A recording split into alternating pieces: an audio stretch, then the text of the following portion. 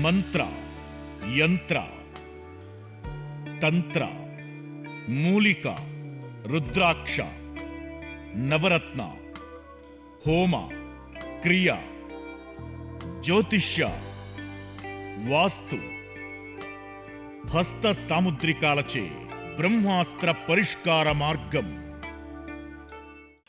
శ్రేయం గురుదత్త. ఆత్మీయులందరికీ స్వాగతం. అమ్మవారు గురుగారు కనిపించింది, అమ్మవారు కనిపించింది. నేను ఎక్కడో ఏదో మంత్ర విధానాన్ని తీసుకొని సాధన చేస్తున్నాను, అమ్మవారు కనిపించింది, ఏం చేయాలో తోచడం లేదు. ఇలా ఇలా ఈ విధానమే కాదు, గురువు లేకుండా చాలా మంది మంత్ర విధానాలు ఏదో ఉత్సాహంతోని, క్యూరియాసిటీతోని, సరే చూద్దాంలే అనేటువంటి విధానాలతోని ఏదో ఒక మంత్రాన్ని ఏ పుస్తకంలోనో ఇతరత్ర తీసుకొని సాధన చేస్తుంటారు కొంతమంది. కొంతమంది ఏమో గురువు ఉంటాడు, గురువు ఇస్తాడు. ఆ తర్వాత గురువు ఏదన్నా కార్యక్రమాల వల్ల బయటికి వెళ్ళిపోవడమా, కొంతమంది ఏదో సన్యాసులు ఆ మంత్ర విధానం ఇస్తారు. ఏదో ప్రాంతంలో కొద్ది రోజులు ఉంటారు. ఆ తర్వాత వెళ్ళిపోతా ఉంటారు. ఇలాంటివి కొన్ని కూడా జరుగుతూ ఉంటాయి. ఇలా లేదా గురువు పరమపదిస్తారు, స్వర్గస్థులవుతారు, శివైక్యం చెందుతారు. ఇలాంటి సందర్భాలలో నానా రకాలైనటువంటి సందర్భాలలో వీరు మంత్ర విధానాన్ని అయితే చేస్తుంటారు.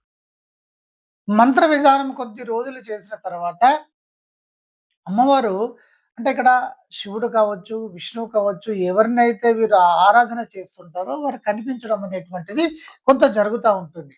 కనిపించడం అంటే ఇలా మనిషి రూపకంగా పూర్తిగా మనం ఎదురెదురుగా కూర్చున్న విధంగా కాకుండా రామకృష్ణ పరమహంసకు అమ్మవారు సాక్షాత్కారము అనేటువంటిది అది ఒక ఉత్కృష్టమైనటువంటి విధానము. దానికి విపరీతమైనటువంటి సాధన అవసరం. అయితే ఏదో ఒక మంత్రాన్ని తీసేసుకుని సాధన చేస్తూ ఉంటారు. వీరికి అమ్మవారు ఏదో ఒక రూపంలో ఒక నీడలాగా కొంత కనిపించడం అనేటువంటిది జరుగుతూ ఉంటుంది.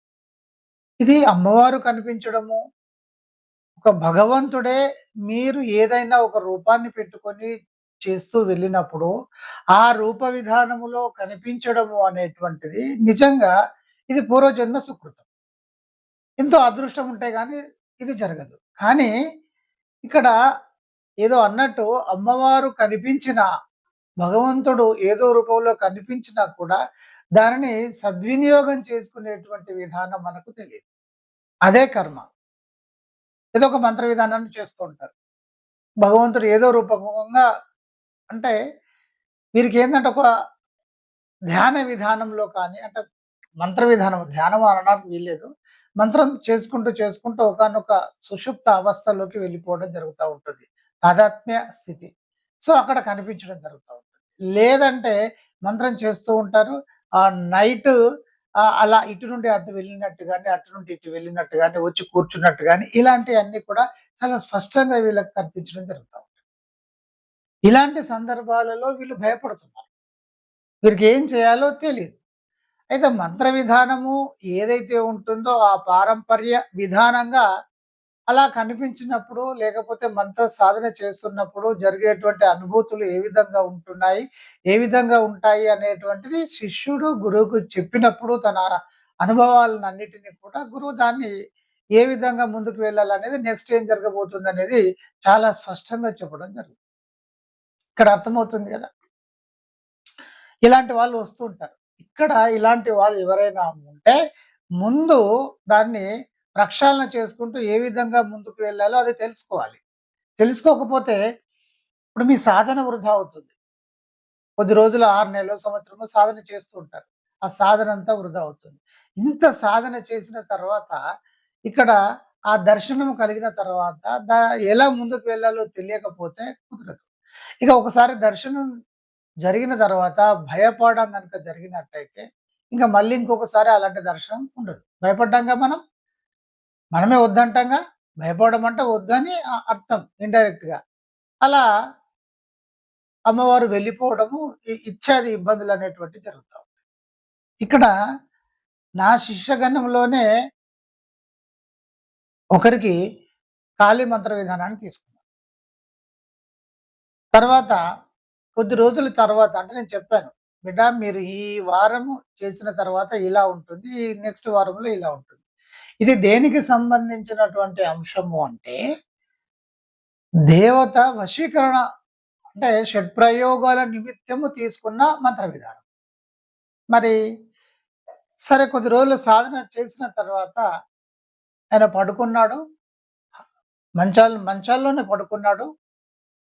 అమ్మవారు ఏదో గల్లు గల్లు గల్లు గల్లు సౌండ్ వచ్చేసింది. ఈయన అంటే భయానికి ఎవరో వస్తున్నారు, కొంచెం అనుమానంగా ఉంది. సరే అని చెప్పేసి దుప్పటి తీశాడు. ఎందుకంటే చలికాలం కదా! తీసేసరికి ఆ కాళీమాత పక్కనే వచ్చి నిలబడింది. నేను ఇచ్చినటువంటి విధానంలో ఆవాహన ప్రక్రియ బలంగా పెట్టడం జరిగింది. రాగానే వామ్మో అని చెప్పేసేసి భయపడిపోయాడు. భయపడిపోయి వామ్మో అని వెంటనే ఇది డోర్ తీసుకొని వామ్మో అనేసరికి ఆ గల్లు గల్లు అనేటువంటి సౌండ్‌తో అక్కడి నుండి అది వెళ్ళిపోవడం జరిగింది. ఆ విధానం అంతా కూడా వెళ్ళిపోవడం జరిగింది. అయితే వెళ్ళిపోయిన తర్వాత వెంటనే తలుపులు తీసి వాళ్ళ మమ్మీకి, డ్యాడీకి ఇలా ఇలా జరిగిందని చెప్పడం జరిగింది. ఆ తర్వాత నా దగ్గరికి కూడా రావడం జరిగింది. అంటే ఏదో పూర్వజన్మ సుకృతం ఉండడం మూలానే తొందరగా జరుగుతా ఉంటది. గురుగారు మీరు చెప్పినటువంటి విధంగా నేను పాటించుకుంటూ వచ్చాను. మీరు ఏ విధంగానైతే అనుభూతులొస్తాయని చెప్పారో నాకు అవన్నీ కలిగాయి. కానీ సడెన్‌గా ఈ ప్రత్యక్ష విధానము కొంత సమయం తీసుకుంటుందని చెప్పారు మీరు. కానీ సడెన్‌గా కనిపించేసరికి నాకు వల్ల కాలేదు గురుగారు. అంటే చూడండి ఒక అదృష్టాన్ని కాలదనుకున్నట్టే కదా! సరే మళ్ళీ మొదలు. ఇలాంటియి చాలా అక్కడక్కడ జరుగుతా ఉంటాయి. కొంతమందైతే పుస్తకాలలో తీసుకొని సాధన చేస్తూ ఉంటారు. అమ్మవారికి ఉదయం పూట ప్రత్యక్షంగా అంటే బ్రహ్మ ముహూర్తంలోనో కొంతమంది 3 తర్వాత ఆ సమయంలో వీళ్ళకి స్వప్నంలో అమ్మవారు చాలా స్పష్టంగా కనిపిస్తా ఉంటే చాలా మంది సాధకులకు ఈ స్వప్నము దర్శనం అనేటువంటిది జరుగుతా ఉంటుంది. అక్కడ చూసిన తర్వాత ఆ రూపము, విధానము ఇతను మంత్ర విధానంలో ఏ రూప విధానాన్నయితే పెట్టడం జరుగుతుందో అదే విధానం కనిపించడం జరుగుతుంది. మరి అలాంటి సందర్భంలో భయపడ్డాడు. ఇక కొంతమందైతే ఆ తన్మయత్వానికి గురైపోయి ఏం అడగాలో కూడా తెలియనటువంటి పరిస్థితి. ఇలా చాలా మంది వస్తూ ఉంటారు. అంటే అనుభవాన్ని ఏ విధంగా దాన్ని ఎట్లా సెట్ చేసుకోవాలో తెలియక. అందుకని చాలా మందికి చాలా స్పష్టంగా చెప్పేదేమిటంటే, మీ ఏ మంత్ర విధానమైనా గూడా గురుముఖతః తీసుకోవడం అనేటువంటిది మంచిది. ఇంకొకటేంటంటే, కొంతమంది తెలిసి తెలియక ఒకానొక ఏరియాలో ఒకతను కర్ణపిశాచికి సంబంధించినటువంటి మంత్ర విధానం ఎవరో ఇచ్చారు తీసేసుకొని సాధన చేస్తూ వెళ్ళిపోయాడు. 18 సంవత్సరాలు. అలా చేసి కొద్ది కొద్ది కాలం తర్వాత ఈ సాధన చేసిన తర్వాత ఈ కర్ణ విధానాలు చాలా దారుణంగా ఉంటాయి. ముఖ్యంగా కర్ణ పిశాచి విధానాలు చాలా దారుణంగా ఉంటాయి. ఇబ్బందిగా ఉంటాయి. కొద్ది రోజులకు దాన్ని ఎలా సంభాళించాలో తెలియదు. ఎవరో చెప్పారు, ఈయన చేశాడు. వయసు చూస్తే చిన్నది. ఏమి అంటే అనుభవం ఉండదు, ఏది ఉండదు. సో, కొద్ది రోజులకు అతడు పిచ్చివాడుగా మారిపోయాడు. ఇలా చాలా ఉంటూ ఉంటాయి. అయితే దేవతా విధానంలో ఇలాంటివి ఎప్పుడు కూడా జరగవు. దేవతా విధానంలో మీరు ఏ మంత్రం తీసుకొని ఉపాసన చేసినా కూడా మీకు మంచే జరుగుతుంది. ఇలా దర్శనాలు ఇలాంటివన్నీ కలుగుతాయి. కానీ దాన్ని ఉపయోగించుకోవడం తెలియకపోతే, సద్వినియోగం చేసుకోవడం తెలియకపోతే పరిస్థితి ఎలా ఉంటుంది? కనుక తెలిసి తెలియక మంత్ర విధానాలను చేసేటువంటి ప్రయత్నం చేయకండి. ఇప్పుడు ఓం నమః శివాయ చేస్తున్నారు, ఓం నమో భగవతే వాసుదేవాయ చేస్తున్నారు, ఓం నమో నారాయణాయ చేస్తున్నారు, అష్టాక్షరి ఇట్లాంటివన్నీ కూడా ఇది దైవత్వం వైపు దారి తీసేటువంటి మంత్ర విధానాలు. అందుకని ఏ మంత్రము మీరు తీసుకుంటున్నారో ఆ మంత్ర విధానం ఏమిటి ప్రతీది కూడా పరిశీలన చేసుకున్న తర్వాతనే మీరు సాధన అనేటువంటిది చేయాలి. ఇక గురు పరంపరగా కానీ గురుపదేశానుసారం కనుక ఉన్నట్టయితే ఇవన్నీ క్యాలిక్యులేషన్ చేసే ఇవ్వడం జరుగుతూ ఉంటుంది. ఒకసారి దర్శనము స్వప్నంలోనో లేక ఇతరత్ర జరిగితే మీరు కనుక తెలిసి తెలియక భయపడితే అయ్యో ఏమో అనేటువంటి విధంగా మీరు కనుక ఉలికి పడితే ఇంకా ఇంకొకసారి అలాంటి దర్శనాలు అనేటువంటి కనిపించకుండా పోవడం జరుగుతూ ఉంటుంది. వాటికి మళ్ళీ కొన్ని ప్రక్షాళన, కొన్ని ప్రక్రియలు చేసేసుకొని మళ్ళీ మొదలు పెట్టాల్సినటువంటి పరిస్థితి ఉంటుంది. ఇవన్నీ కూడా సాధారణంగా షడ్ప్రయోగ నిమిత్తమో లేకపోతే కామ్య విధానం అయితే కాదు, గుర్తుపెట్టుకోండి. అయితే ఇది ఆధ్యాత్మిక విధానం. కామ్య విధానాలు భూభౌతిక ప్రపంచంలో పొందడం కొంతైతే, ఆధ్యాత్మికంగా ఇలాంటి దివ్య దృష్టులు కావచ్చు, లేకపోతే చెవిలో చెప్పడం కావచ్చు, ఇత్యాది దైవత్వానికి సంబంధించినవి అన్నీ కూడా, ఇవి కూడా కామ్యమే, కానీ ఇవి అంతర్గతానికి సంబంధించినటువంటి దైవ విధానానికి సంబంధించిన అంశాలు.